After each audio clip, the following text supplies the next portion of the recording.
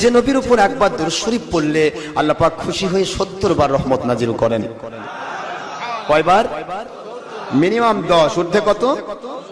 عن عبد الله بن عمر رضي الله تعالى عنه قال قال رسول الله صلى الله عليه وسلم من صلى عليه صلاة واحدة صلى الله عليه 10 صلاة وهتت عنه 10 خطيئات ورفعت له 10 درجات.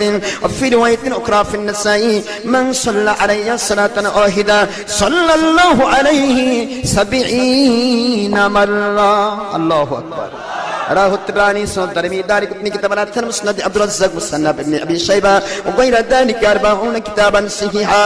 প্রায় 40টিরও বেশি হাদিস শরীফের কিতাব সহিহ নাসাই সহ অসংখ্য হাদিসের কিতাব দিয়ে প্রমাণিত আল্লাহর হাবিব সাইয়্যিদুল মুরসালিন নূরে মুজাসসাম হায়াতুন নবী হুজুর পাক সাল্লাল্লাহু আলাইহি ওয়াসাল্লাম মুবারক ইরশাদ করেন, দুনিয়ার মুসলমানেরা রে, মুমিনেরা, দুনিয়ার যেখানেই আমার নবীর উপরে যখনই দরুদ সালাম পেশ করা হয়, আল্লাহর হাবিব বলেন একবার যদি কেউ দরুদ শরীফ পেশ করে মিনিমাম 10, ঊর্ধ্বে 70 বার আমার আল্লাহ রহমত নাজিল করে।